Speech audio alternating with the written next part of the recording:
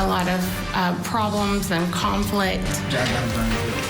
Are you asking while he was at the hospital or after? I did. I simply said, okay, as in response to her canceling that trip. Okay. Is he an adult now, sir? I mean, He thinks he is. Okay.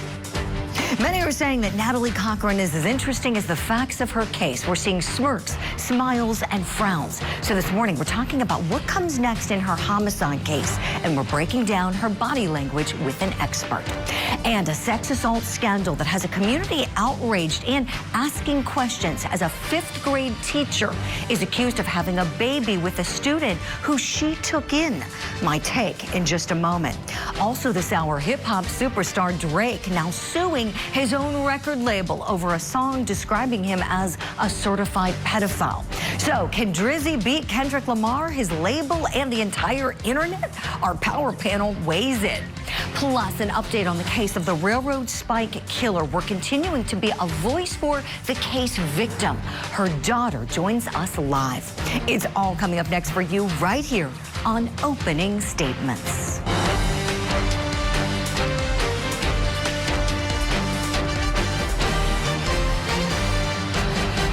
Good Friday morning to you, my friends. Welcome to Opening Statements. I'm your host, Julie Grant. We made it to the end of the week, and we have made a great show for you this morning. Great guests, great topics. Let's get it going. Go ahead and grab that cup of coffee like you always do. It's time for my opening statement. Child predators are the scum of the earth. They are dangerous people who frequently like to disguise themselves as good people. And they're everywhere.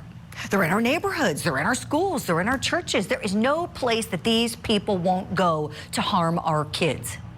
And this morning, my stomach is turning with the latest case involving an alleged child predator. The accused was the victim's 5th grade teacher. 34-year-old Laura Caron has just been arrested in New Jersey and charged with aggravated sex assault. Police say that the young boy who was victimized by this woman fathered her child when he was just 13 years old. That baby was born in 2019, but police say that the truth is just now coming to light. So here, we don't just have an accused child predator, we have an educator being accused of being a child predator. An educator, somebody who students and parents should be able to trust, right? But sadly, my friends, we know that's not always the case, which is why we must teach our kids to be vigilant. We need to make sure that our trust in other people is earned. We shouldn't automatically assume that someone isn't a threat to our children because they have a respectable job.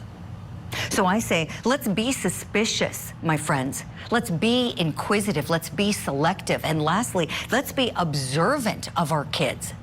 Watch out for changes in your children's behavior.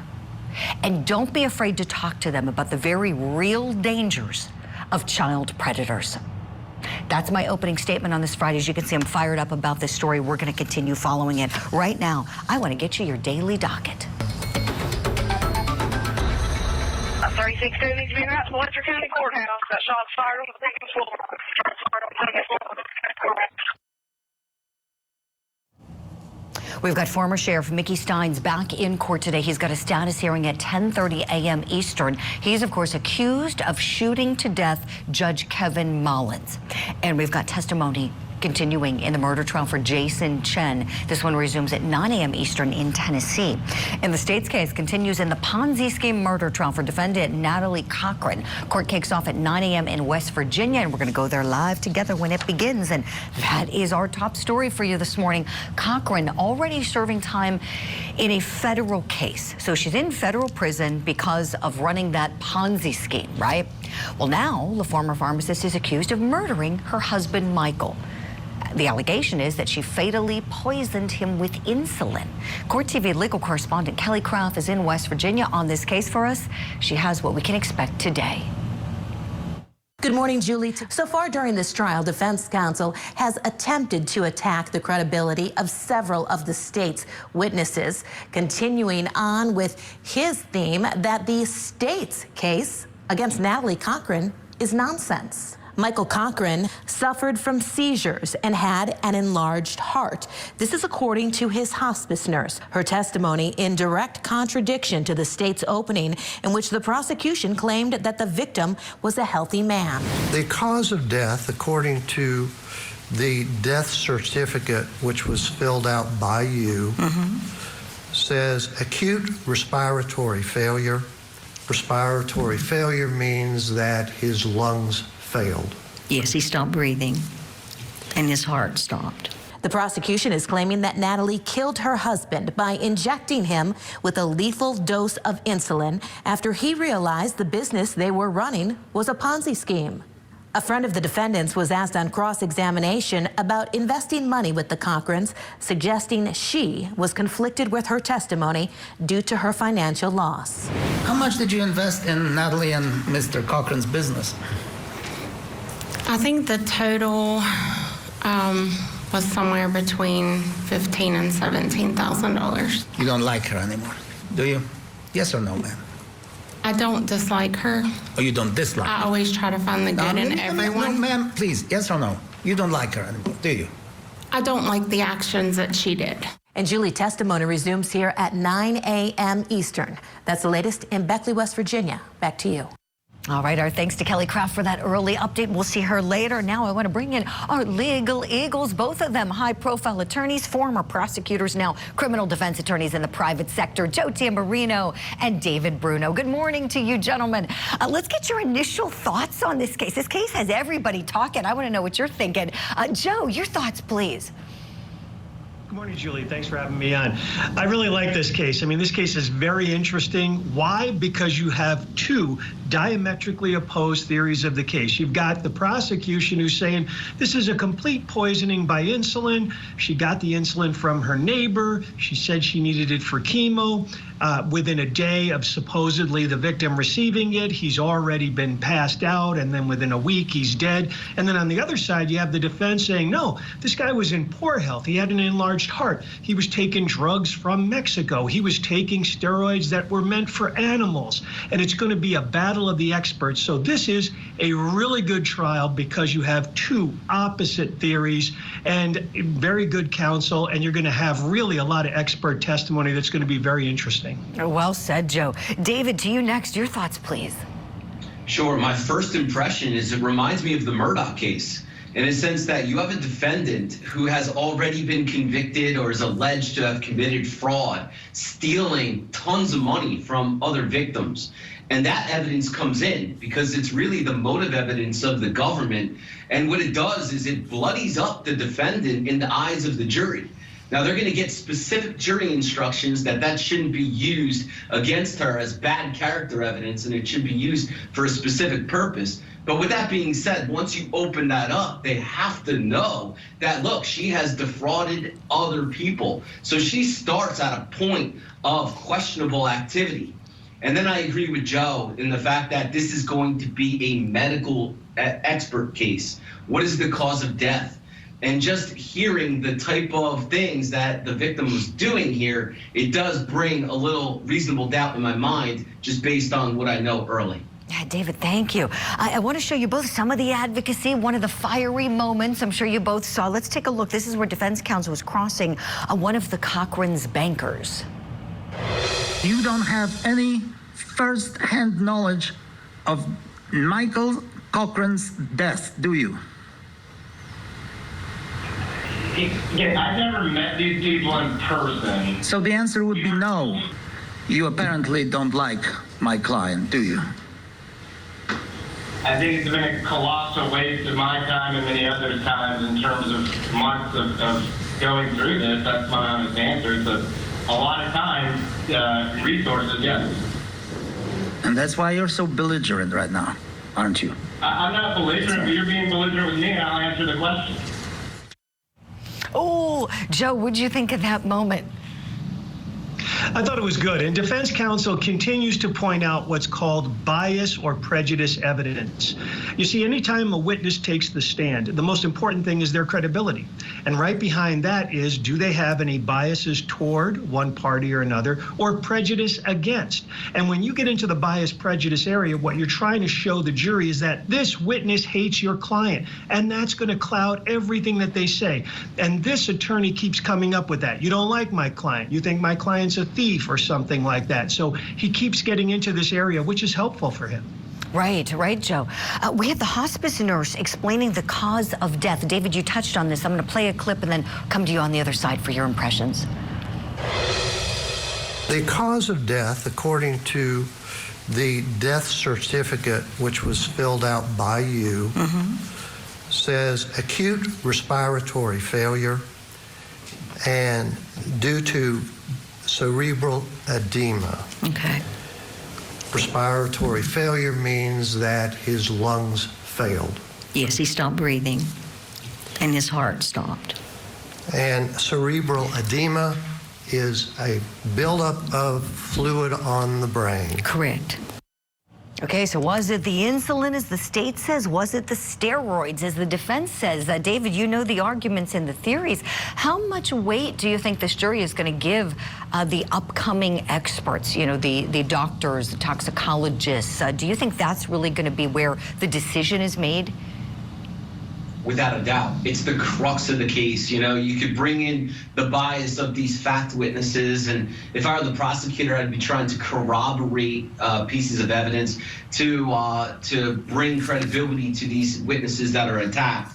But in the end, cause of death and manner of death, is this medical because of the underlying medical issues, or is it an injection of a poisoning of insulin? And that's the question. You know, the witness that we just heard is saying that the lungs shut down.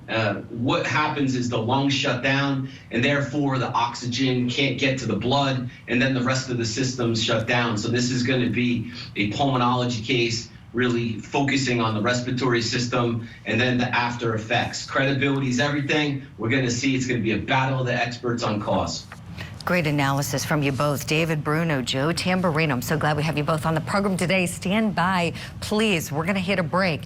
Coming up here on Opening Statements, our coverage of Natalie Cochran's case continues as we analyze the body language of the defendant with an expert. So stay here for that. Plus, Drake and Kendrick Lamar's ongoing feud is heating up big time, with Drake now dropping legal action against his own label. That's next. A Ponzi scheme and a deadly poisoning. A former pharmacist already convicted in a federal fraud case now stands trial for the murder of her husband. The financial crime gives rise to motive. Did Natalie Cochran kill to cover up other crimes? We're not here to obtain convictions. We're here to obtain the truth. Now a jury will decide her fate. And Court TV will bring you every minute. The Ponzi scheme murder trial. Live coverage today, only on Court TV. Welcome back to Opening Statements. I'm Julie Grant. Now for what's trending in true crime. In an escalation of an ongoing hip-hop beef, Drake has filed a defamation lawsuit against Universal Music Group. The lawsuit, submitted in federal court in New York, claims that UMG published and promoted Kendrick Lamar's diss track Not Like Us, which includes false allegations of pedophilia against Drake and encourages vigilante justice. Take a listen. Say, Drake, I hear you like I'm young. You better not ever go to cell block 1. To any bitch that talk to him and they in love, just make sure you hide your little sister from him. They tell me Chubb's the only one that get your hand-me-downs, and Party at the party playing with his nose now. And Baca got a weird case, why is he around? Certified lover boys, certified pedophiles. Wop, wop, wop, wop, wop. Now, Drake alleges that the track has led to violent incidents at his home in Toronto. He says it's led to harassment online as well as damage to his reputation. His legal team is seeking compensation and aiming to hold UMG accountable for promoting what they describe as dangerous allegations. And we're going to get to more on UMG's response to the lawsuit in just a moment. But first, the question we're asking, is Drake's record label promoting art or slander? Here to discuss, still with me, defense attorneys David Bruno and Joe Tamburino, and I want to welcome in media personality and music artist Headcrack. By the way, his brand new album, Microdose, is out now, so be sure to check that out. Headcrack, welcome, and let me start with you. What do you think? Is this art? Is this slander? Something in between? I mean, at the end of the day, record labels are always going to profit off of hype, publicity, beefs, altercations. I mean, you saw it even way back in the 90s with, the Tupac and Notorious B.I.G. thing. So at the end of the day, they're always going to look out for the label's interest. Because, I mean, Drake can sue the label if he want, but he also put out records against Kendrick Lamar that had untrue things. Unfortunately, Kendrick Lamar's fan base was a little bit more rabid in this situation, and they did some things that was probably out of pocket. Well, actually, definitely out of pocket, and that is what it is. So Drake does have a little bit of grounds to sue, but you can't necessarily... the grounds in which he's trying to do it on is yo, you did it too. It's just the reaction from the other side was harder. Right, so he was all about it until things that are very dangerous occurred. I guess that's the easiest way to say it, right? Until he actually felt real life effects from it. Then now he's going after UMG. Interestingly, not naming Kendrick Lamar. So I want to be clear on that. They're both Universal artists, and Kendrick Lamar is not named as a defendant, just UMG is. So David Bruno, let me go to you for your thoughts on this legal mess. Yeah, that was my main takeaway, in a sense that it's not against Kendrick Lamar. This is against his own publishing company. And look, in last year, before this track came out, he put something out about Kendrick Lamar as well. He's also previously had disses with Meek Mills and many other artists. This is not a first-time conflict for Drake. So now Kendrick Lamar is Grammy nominated for this song. I mean, his cover is Drake's actual house, and he comes out with problems. And I wonder how far this actually gets, because once discovery starts rolling and he's able to get actually communications from the company and answers to interrogatories and possible depositions, that could be really the fruitful communications to support his allegations. But I just wonder why, at this point, given his track record and all the things he's done to others. Yeah, great points. Joe Tamburino, to you next, please. When we pose the question, art or slander, tell us what you're thinking about this. Well, this is mostly going to be about art, and here's why. What both of your guests are getting to in defamation is what's called the consent defense. I think David just mentioned, diss. That's called diss tracks. And when you have artists who are going against each other all the time, they're saying tit for tat.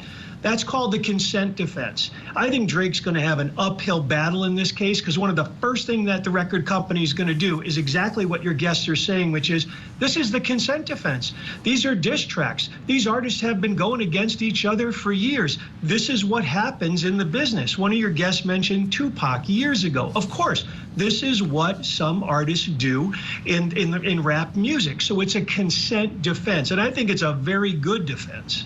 Appreciate your insight, Joe. All of you making great points. Let's continue the conversation. So now we know that people on the other end of this lawsuit who work for UMG are responding very loudly, calling the lawsuit illogical. They're saying that they've always supported Drake and his career. They have no motivation to harm him. The rapper, though, is claiming that the label engaged in what he calls whitelisting practices to promote Not Like Us. Drake's team also is claiming that UMG used social media influencers to try to create a favorable narrative for the song, directing attention away from the controversial pedophile lyrics.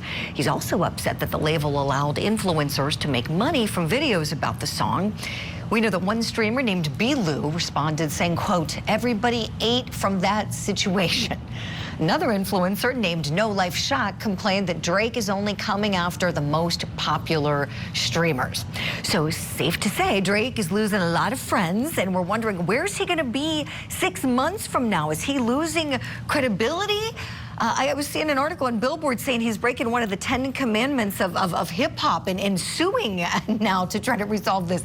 Headcrack, back to you. What do you say? What do you think Drake's future is looking like after filing this?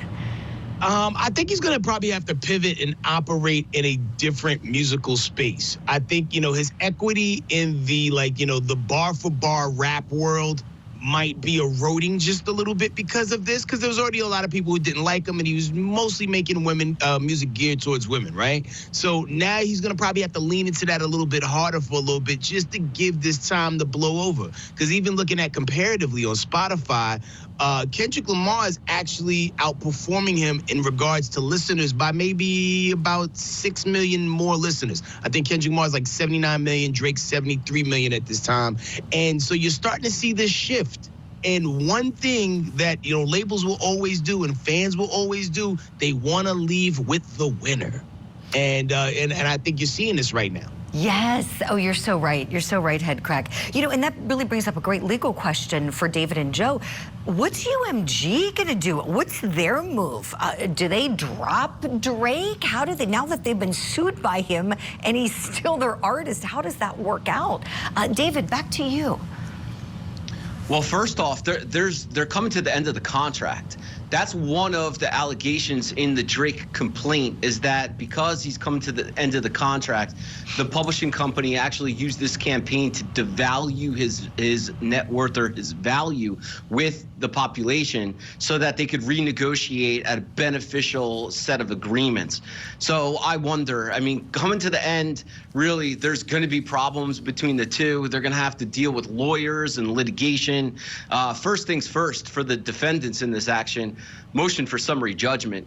They're going to attack it legally, assuming all facts true in the complaint, that there's not a plausible line of a defense legally, and asking the court to dismiss. So this may be over shortly if that summary judgment motion is dismissed. Oh, that's a great point. Motion to, get rid of it here and now. Don't let it proceed. That's what we mean by summary judgment. Joe Tamburino, final thoughts on this. Take us home, please. Where do you think Mr. Drake is 6 months from now? I think he's still going to be making a lot of money. And if I was UMG, I wouldn't want this over early, because the company's making a ton of money off this. And what I would hope for is that Drake would come out with something that disses Lamar. You want a feud like this if you're the owners of this company, because the more you gin this up, the more you're going to have play in the media. Like your guest mentioned with Spotify, those numbers are going to go up. So if I was the company, I'd want to see what Drake's going to do against Lamar and really gin this up, because it's going to sell records. Excellent points. Headcrack, I want to go back to you, please. Okay, we know we got the Super Bowl coming up.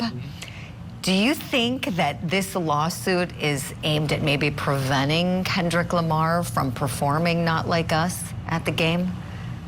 I think there's probably, something in the back of Drake's mind where he doesn't want this song performed on one of the biggest platforms in the world, to where now you have 80-year-old people who had no idea what was going on talking about Not Like Us.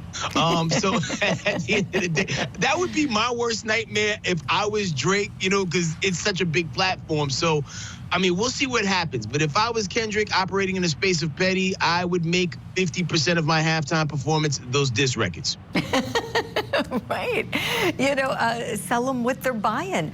And do you think, Headcrack, I know we're going to have to let you go in a moment, so I want to ask you this also. Do you think that Drake is losing some credibility? In other words, does he seem at all like a crybaby here, that he's going the legal route after he was in this beef? It's been joked about, talked about, for so long.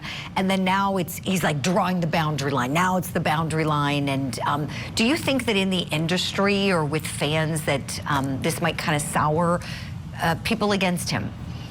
I think there'll be a percentage of people who maybe will, go a different direction as it relates to him, but it kind of gives the energy of the kid who, skinned his knee while he was playing ball outside with his friends, and now he wants to take his ball and go home and sue everybody that was playing the game. Yeah, take your ball, go home and sue. Yeah, and the other thing, David Bruner, you have me really thinking about the depositions and all of that. We still have a little bit of time, so let's keep talking about that. So for anybody unfamiliar with civil work, what could both, Drake and Kendrick Lamar, UMG, what can they all expect in the coming weeks as this case progresses and goes toward taking the depositions? Yeah, well, it starts with the written questions called interrogatories, and he'll be propounding interrogatories on various different parties and seeking the production of documents, right? So under this allegation that this company is conspiring against him, we're in a world of technology where most people are putting their communications in writing, emails, text messages, documents. They are all going to be subject to notices to produce documents. So I think if he's got something, and I wonder too, you don't bring this without really knowing what had happened behind the scenes. He probably has people that gave him some information about what was happening behind the scenes and the promotion of the diss track against him, wondering why his company would do this. He probably feels like they did this against him. He's feeling a certain way. He had to move his a child, out of the school district. There was violence towards his house. There's been violence in his area. These are things that he's feeling a certain way. And I believe he probably has some information from somebody inside. So the interrogatories, the discovery, the notice to produce will all be a mechanism to get documentary evidence to maybe prove some of these claims. This is all fascinating insight. David, thank you. Joe, one more question to you, please. If you were advising Drake, if you're his lawyer right now, surely reporters are going to want to comment from him. What would you tell him? Well, you would say that this is not true and it's slanderous. It's completely defamation. But the other thing I would be telling him is write a song against Lamar. Absolutely. You can't just sit back and do nothing. Yeah, we could go the legal route, just like David was talking about, interrogatories, depositions, we'll do motions, blah, blah, blah. But what you really got to do is get dirty again. And that's what I would tell him. I said, I'll take care of the legal. You write a song that's going to be dissing him. That's awesome, Joe. Thank you. Head Crack, last question for you. Tell us about your new album, Microdose, out now. Hey, it's a 30-minute ride that will, from the second you hit play, you're going to feel a lot better about yourself than you did before you started it. It's a great workout album. It's a great get stuff done album. And it's made with the purest intent, with the people in mind, man. Be sure you tap into that energy. Follow me online, Spotify, Instagram, all that good stuff. You're awesome. We sure will. Head Crack, you're so talented. We'll look forward to having you back soon. Thank you for coming on today. Joe and David are staying with us. Want you to do the same at home. When we come back, we're turning our attention to spotlight one of the cases that we've been following for you. We've got the Natalie Cochran case, and we've got body language coming up. We've got an expert coming up in just a moment. But first, we're going to talk about the railroad spike killer case. The daughter of the victim joins us live when we return.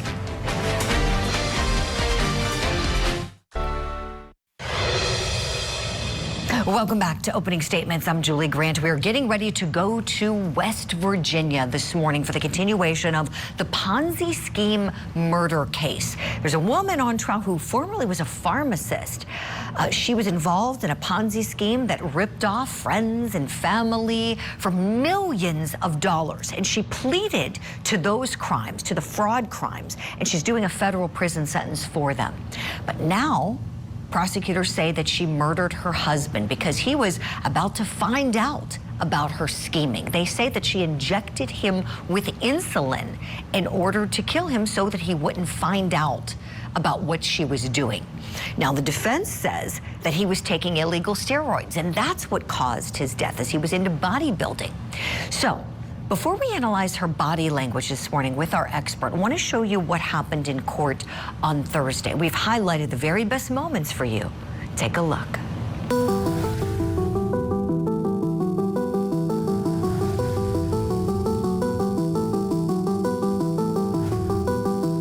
Do you recall giving the request from JD, your husband? Yes, I do. He called me and told me that Mike was sick and that he needed me to stop by the house. And I said, for what? And he said, because I cannot get her to take him to the hospital. And I'm hoping that if you come here that you can convince her to take him to the hospital. Michael was laying on the couch sleeping. She had the blood pressure cuff on his arm.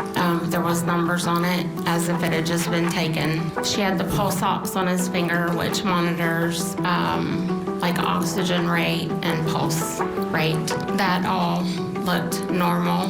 Nothing alarmed me when I saw the numbers. She told me that he had a history of seizures and he had stopped taking his medication. I said, he has to be checked. I said, even people with the history of seizures, anytime they have one, they need to be checked. We never know which one's damaging. And she said she was gonna let him check it off. I kept offering, I would go with her. We would go, we could bypass Raleigh General if that's not what they were wanting to do. We could go to Charleston. She said he wasn't happy at Charleston either. I mentioned Princeton. Nothing was good enough. I said, well, let's call Chris and see if he'll get, the airplane. I'm sure he'll fly him somewhere. Did she accept any of those suggestions? No, she said she was going to let him sleep it off. Did you find out why it was necessary to change Michael's clothes? She said they cleaned the urine off, so I assumed he had lost muscle control and wet himself. What was the significance to that to you as a physician? That he had lost muscle control, so he needed to be in the hospital. Would he have to be injected to cause an immediate collapse? I'm not sure. Well, let's say a vial. How much of that vial, a standard vial of Humalog, as you probably know as a physician's assistant, what that is, right? Sir, everyone's different in how their body reacts to it. I may take 2 units and bottom out, but you may take 1 and bottom out. Entire units, right? No, 2 units is what we measure the insulin by. A little bit? Not millimeters, it's units. So you have no idea whether he was injected with any type of Humalog at all? I do not know. From your medical knowledge, if Natalie Cochran left Michael unattended like this, in this condition on the floor, would he have expired? Most likely, yes. Most likely, yes. And yet this cold-blooded killer had all kinds of people in the house to monitor his condition. Is that right? To monitor it? Well, to do something. I did not monitor his condition. All right, well. Came, looked at him, told her what to do, and I left. I was there 28 minutes, sir. But I want to ask you this, ma'am, whether the presence of any other people in that house negates the possibility that she would just leave him there alone to die, and nobody would know. Is that possible? I don't know who exactly was at the house. I only saw who I saw.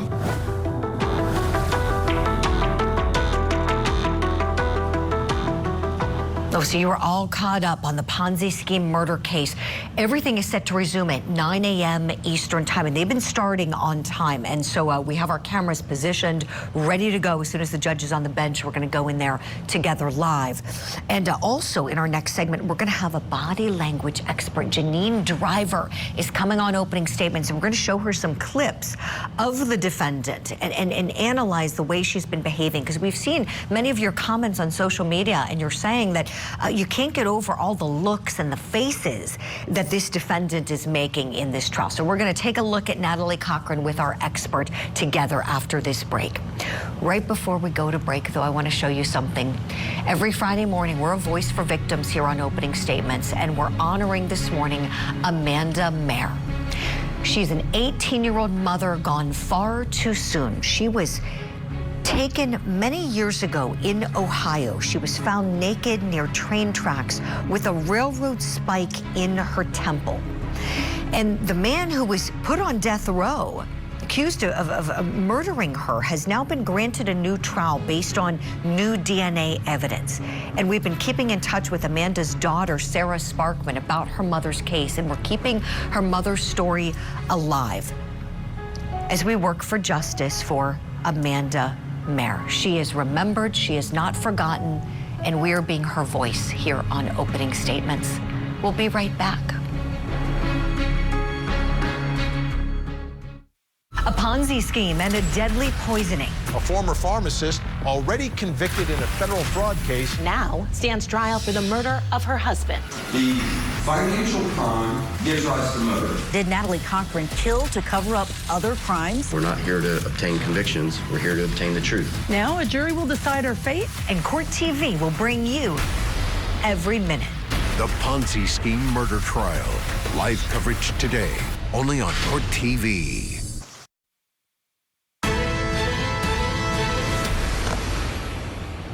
Welcome back to Opening Statements. I'm Julie Grant. So how much does a murder defendant's body language count during a trial? Well, this morning we're looking at what might tip the scales of justice in the trial of Natalie Cochran. This is the Ponzi scheme murder trial. This former pharmacist is accused of poisoning her husband, Michael. And for somebody accused of a terrible crime, some of her viewers are commenting that she looks pretty smug about the whole thing. Take a listen to how a former friend describes Cochran. Natalie was a little standoffish. There was a lot of things going on in the youth football, a lot of problems and conflict. I'm going to object. All right, so what does her body language tell us, and will it tip the scales? I am so happy to have on the program body language expert and author Janine Driver. Janine, good morning. I am so familiar with your work, seeing you on with Vinny. Oh, and I'm so happy you're on with us. And I know you're waking up really early on the West Coast, so thank you so much. Janine authored the book, You Can't Lie to Me. And so let's see what Janine thinks of Ms. Cochran. Okay, so I want to play the first clip for you, Janine. This is a clip where her friend, or maybe I should say former friend, Stephanie Hamilton, who's a physician's assistant, knew Natalie and Michael well, is on the stand. She was on there yesterday. And you can see the reactions with some of her statements coming from Natalie Cochran as she's sitting at counsel table. Let's watch. So he was sleeping when I was there. He was sleeping. And she said he had had seizures. People go to sleep after they have seizures, and that's what he looked like. He was in the post-ictal phase. Ooh, okay, Janine, what are you seeing there, please? Okay, Julie Grant. Well, first of all, we do see a little stress because she's putting her hand on her throat like this on the side of her neck. So, I mean, I like to say, do what you see. So do this yourself, right? How confident do you feel, right? This is the higher the hold, the more anxiety is told. So when we hold our wrist, we're a little anxious. As we get higher, who's on the phone? Who's on the phone? Who's on the phone? The higher the hold, more anxiety is told. So we've got a spike of anxiety here. But what we see often with Natalie is she does these head tilts, Julie, and viewer at home. And this is important. Right here, look at, we see her tilting to the right. Now she's tilting to the left. When we tilt to our right, we are accessing the logic part of our brain, problem solving in the verbals, the left side of the brain. When we tilt to our left, we are tapping into the right side of our brain, empathy, submissiveness, approachability. But here's the deal, Julie Grant and you at home, the deal is when we're watching her, we do the opposite because we have mirror neurons. She right here, Natalie, more often tilts to the right, which means she's tapping into logic and processing verbally, but we then slightly tilt our head, what, to the left while watching her. We have empathy for her. We begin to think, she couldn't have did it. Could she have killed him? Did she? Because it taps into our ability to think she's trustworthy, approachable. When you're in meetings, if you want to be appearing as trustworthy, approachable, softening your demeanor, you want to tilt right, because it makes the other person tilt left, taps into their empathy. And we're like, oh, if I'm in empathy mode, she must be too.